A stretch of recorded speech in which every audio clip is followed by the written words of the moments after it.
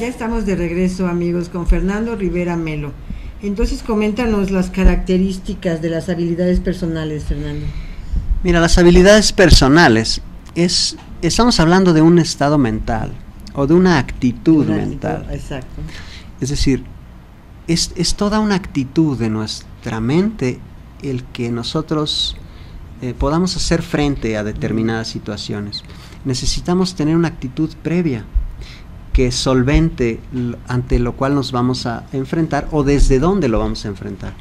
Cuando hablamos de nuestras habilidades personales, esto se refiere a que podemos tener acceso a nuestro comportamiento, a nuestros pensamientos, a través de algunas características que podemos desarrollar.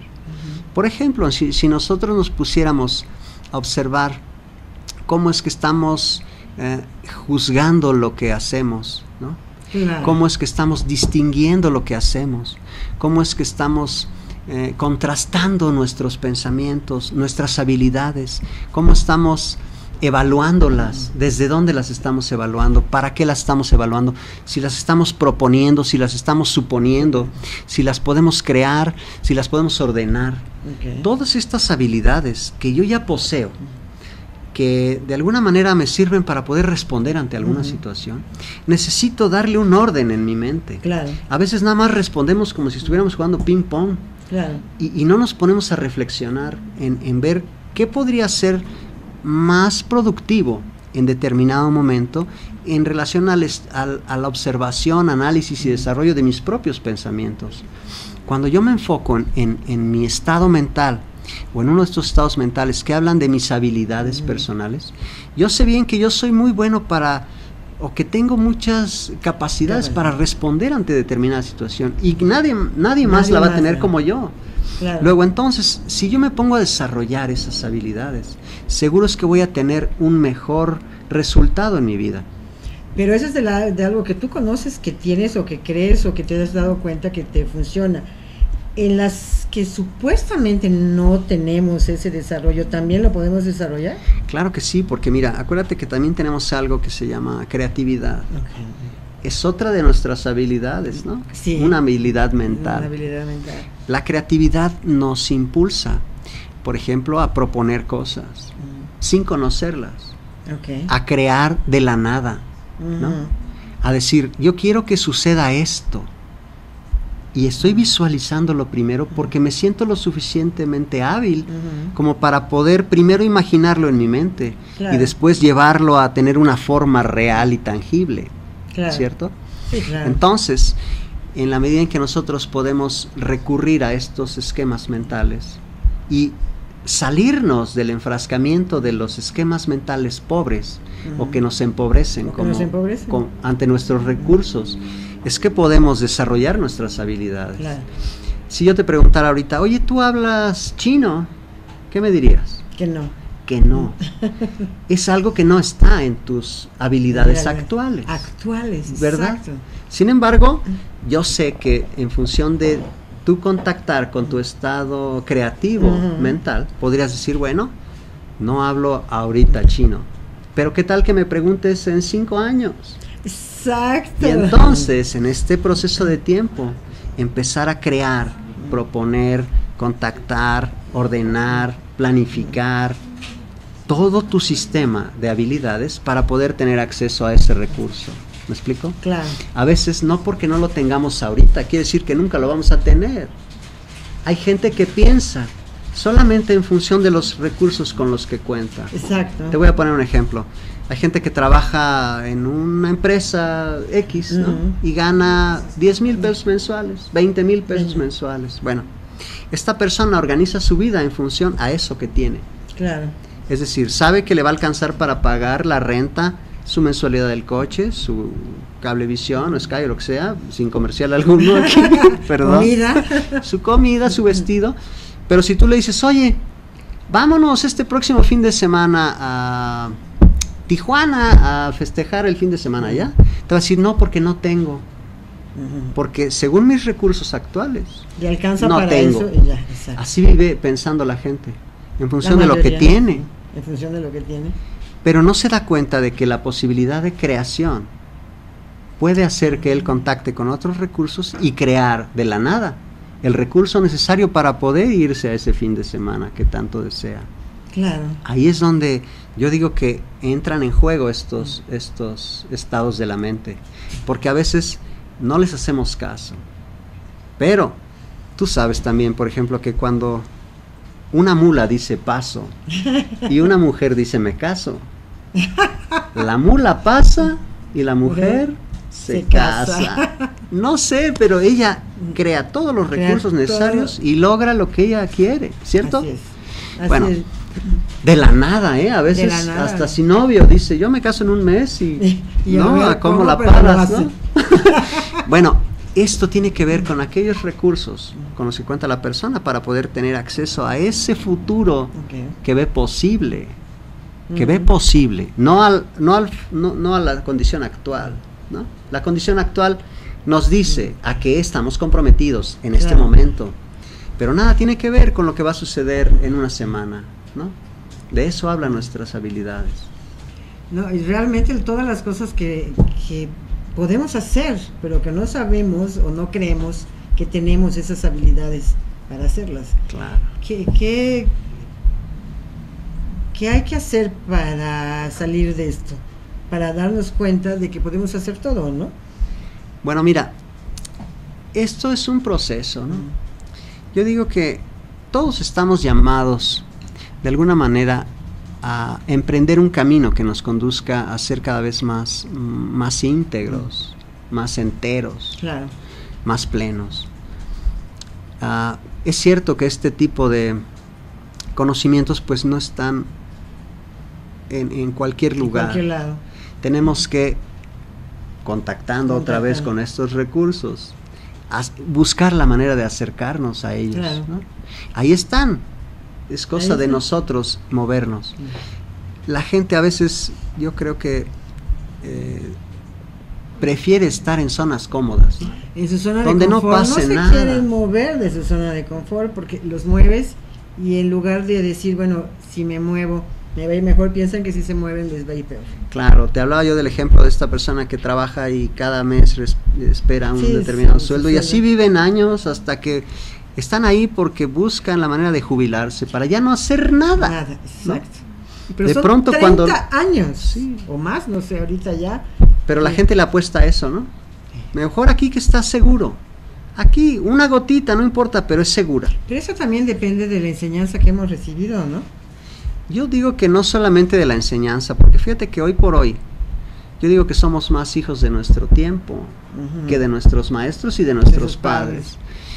Sí es cierto que se nos enseñaron muchas cosas. Había una época, te decían, tú consigues un trabajo y no te muevas de ahí hasta que te mueras. Había una época en que eso era factible. Hoy sabemos que no. Hoy sabemos que las empresas truenan, que las instituciones truenan. Que las instituciones. Y entonces ya no es seguro. Luego entonces nosotros seguimos creyendo que sí es seguro. En la medida en que nosotros empecemos a romper los paradigmas de seguridad que tenemos, y empecemos a darnos cuenta. Vamos a poder hacer otras cosas. Claro, empecemos a darnos cuenta. Yo creo que uno de los primeros procesos que nos pueden llevar a esos cambios que buscamos es el darnos cuenta. El darnos cuenta. Y ahora háblanos un poco de las características de la conciencia. La conciencia, wow. Fíjate que este tema de la conciencia, bueno, es un tema quizás de lo más, de lo que más encontramos en las bibliotecas y en cualquier cantidad de libros. Mucha información, claro. ¿Cómo hacernos conscientes? Fíjate que el hacernos conscientes es como te decía yo, un proceso de pensar, claro. Pensar en el pensar. ¿Cómo es que pensamos? En las maneras en las que pensamos. Cuando yo me doy cuenta, primero de que pienso, ¿no? De que puedo tener esta habilidad que no muchas otras especies tienen. Exacto. Es decir, cuando yo me puedo hacer consciente de mí mismo, y no solo de mí mismo, sino de los demás, y del entorno que me rodea, de mi medio ambiente, y además de que me doy cuenta, claro. Es que puedo empezar a hacer una diferencia en mí. Antes no.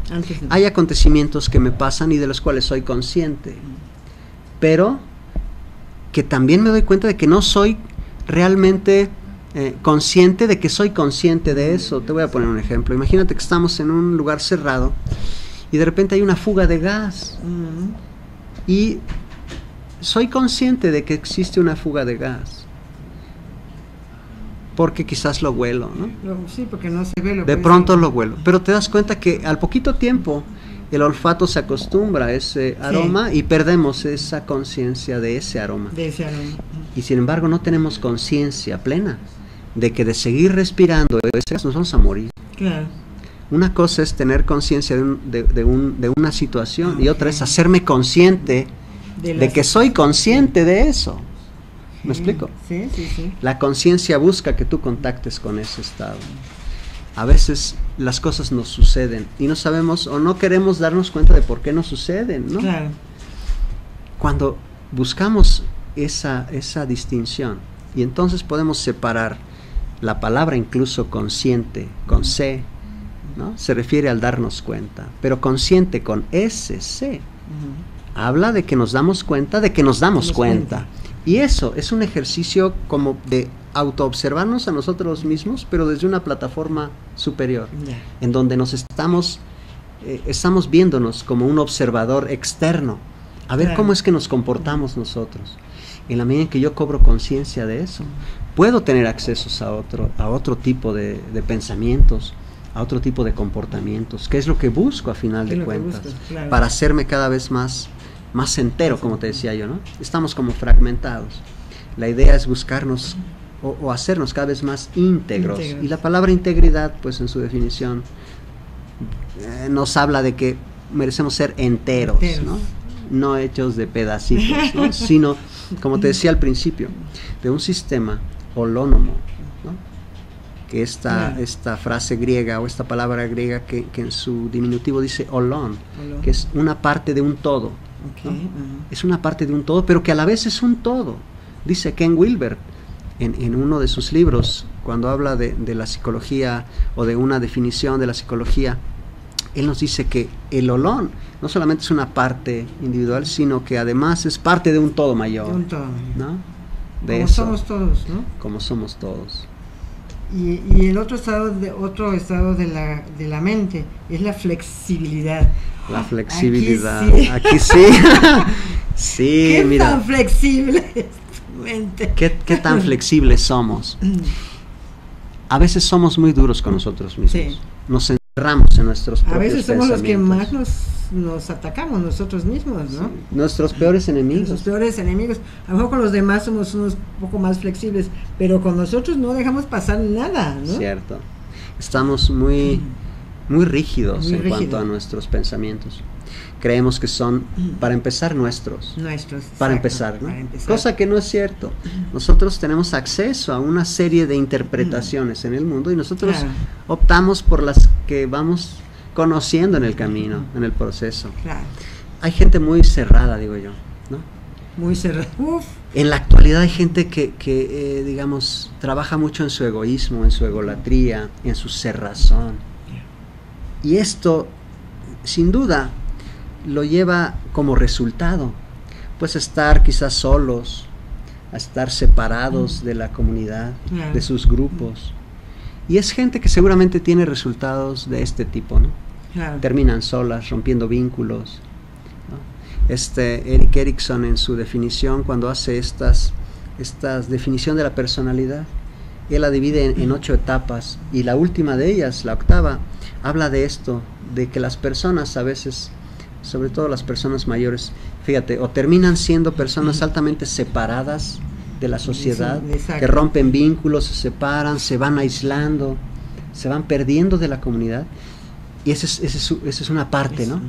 Y hay otro tipo de personas que buscan, al contrario, integrarse, juntarse, crear más vínculos, fortalecerlos, dejar mensajes, etcétera. De esto habla la flexibilidad. Yo digo que en la medida en que seamos más flexibles, vamos a poder tener mejores resultados. Y es muy interesante porque imagínate además un jefe que no hay flexibilidad, ¿no? Entonces se pone el asunto ya más terrible, pero vamos a un corte, amigos, y regresamos en un momento.